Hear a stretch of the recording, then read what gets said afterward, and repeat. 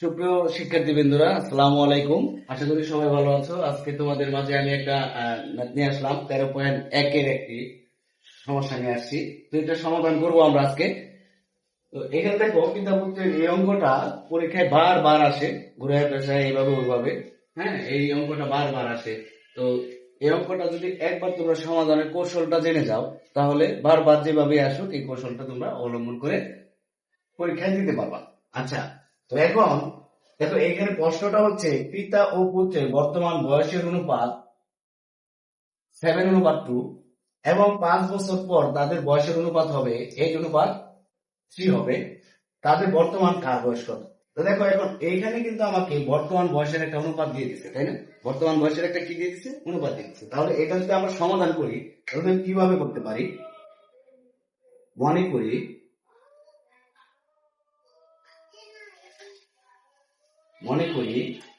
পিতার পিতার বর্তমান বয়স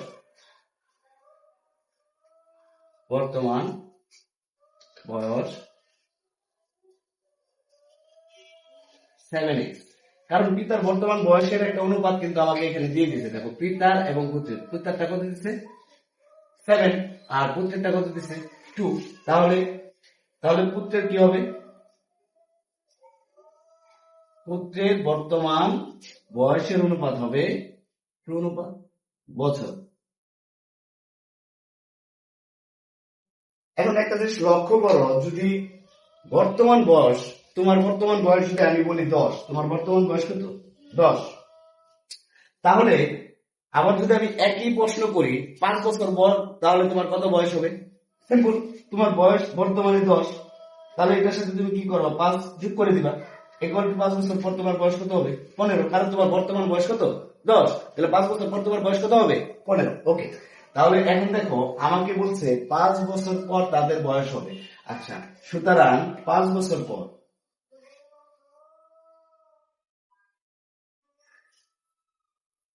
পিতার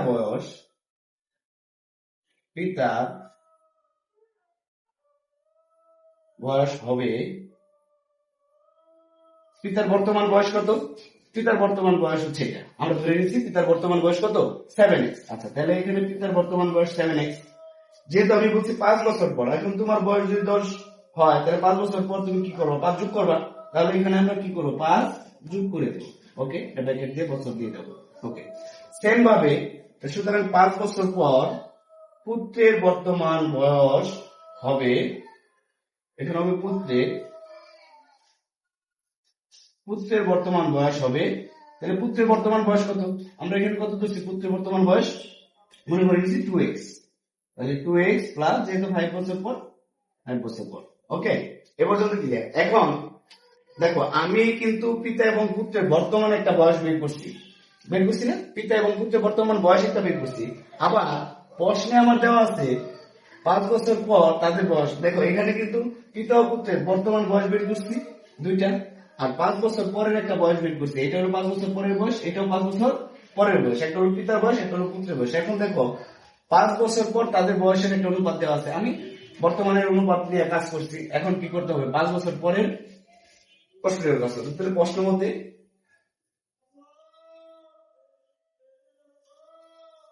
প্রশ্ন মতে তাহলে 5 বছর পরে পিতার বয়স কত?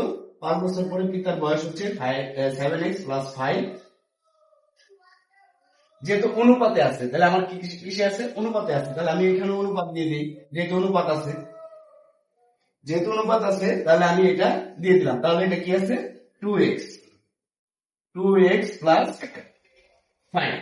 ওকে, এখন দেখো, এই অনুপাত সমান সমান এই অনুপাত, এই অনুপাত সমান সমান এই অনুপাত। এখন তাহলে এখানেও পিতার অনুপাত এবং পুত্রের অনুপাত দেওয়া আছে।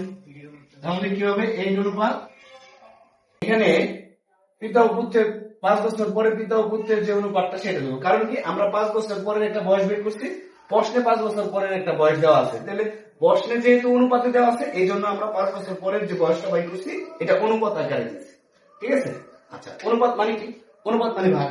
আচ্ছা, নরমালি অনুপাত মানে ভাগ। তাহলে এটা ভাগ আকারে সাজিয়ে ফেলি, 7x প্লাস 5।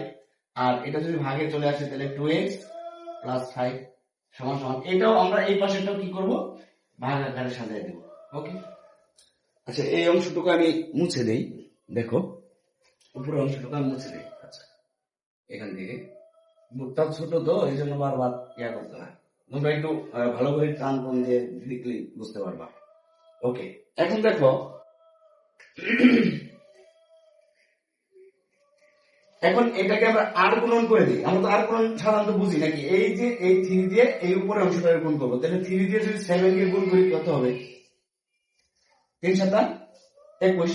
আচ্ছা প্লাস এই 3 দিয়ে আবার 5 কে গুণ করি, তাহলে 3 5 কত হবে, 15 সমান সমান। সেম ভাবে এই পাশে আর গুণন করো, যেহেতু এই পাশে আর গুণন করছি, এখন আমরা কি করবো, এই পাশে আর গুণন করবো এইভাবে। তাহলে এখানে 2 দিয়ে যদি 8 কে গুণ করি, তাহলে কি হবে, 8 গুণে 16 8। আচ্ছা তারপরে প্লাস এই 5 দিয়ে যদি 8 কে গুণ করি, তাহলে কত হয়, 40। ওকে, তাহলে দেখো এখন এক্স গুলোকে একসাথে করে বলি, যেগুলো এক্স আছে একদিকে আর সংখ্যাগুলোকে উপর পাশে নিয়ে যায়। তাহলে এখানে আছে 21x আর এখানে আছে প্লাসে আছে, দেখো এই 16x টা কিসে আছে, প্লাসে। এই পাশে আসলে তাহলে কি হবে, পক্ষান্তর করলে কি হয়, পক্ষান্তর করলে জানি তো আমরা, তাই না, মাইনাস প্লাসে আছে মাইনাস হয়ে গেল। তাহলে এই পাশে ছিল 40 আর এইখানে প্লাসে আছে, এই পাশে গেলে কি হবে, 15, প্লাসে আছে মাইনাস 15 হয়ে গেল। এখন দেখো 21 থেকে 16 চলে গেলে কত থাকে, 5x থাকে, তাই না, 5x সমান সমান এখানে কত থাকে, 5x সমান সমান কত থাকে, 40 থেকে 25। আচ্ছা তাহলে দেখো আমার x দরকার, তাহলে যদি আমার x দরকার পড়ে, তাহলে x টাকে যদি আমি, এটা 5 টা কি হিসেবে আছে, গুণাকার আছে, তাহলে ওই পাশে গেলে কি হবে, ভাগ হবে, কার সাথে ভাগ হবে, 25 এর সাথে ভাগ হবে, তাহলে ভাগ চলে আসবে। ঠিক আছে, তাহলে এখন দেখো x সমান সমান কত আছে, 5।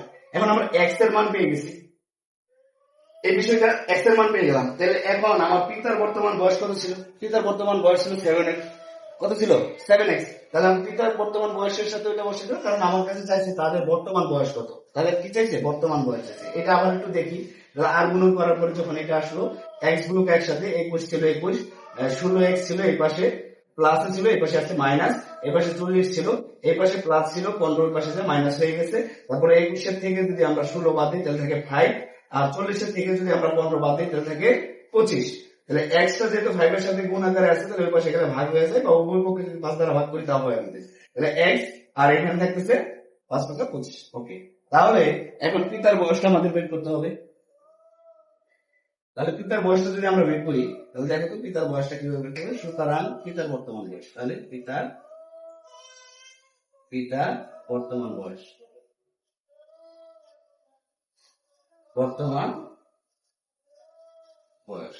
পিতার বর্তমান বয়স কত ছিল, 7x বছর। আচ্ছা তাহলে এখন 7 ইন্টু আমার x এর মান কত বের করছি আমরা, 5। তাহলে পিতার বয়স হচ্ছে কত, 35 বছর, 5 7 35 বছর। ওকে, সেম ভাবে আমরা তাহলে পুত্রের বয়স বের করতে পারি, সেম ভাবে। তাহলে পুত্রের বর্তমান বয়স কত, 2x বছর ছিল আমাদের, আমরা ধরে নিয়েছিলাম 2x। তাহলে 2 ইন্টু x এর মান কত, 5, 10 বছর, 10 বছর। তাহলে পিতা ও পুত্রের বয়স, সুতরাং পিতা ও পুত্রের বর্তমান বয়স, কত,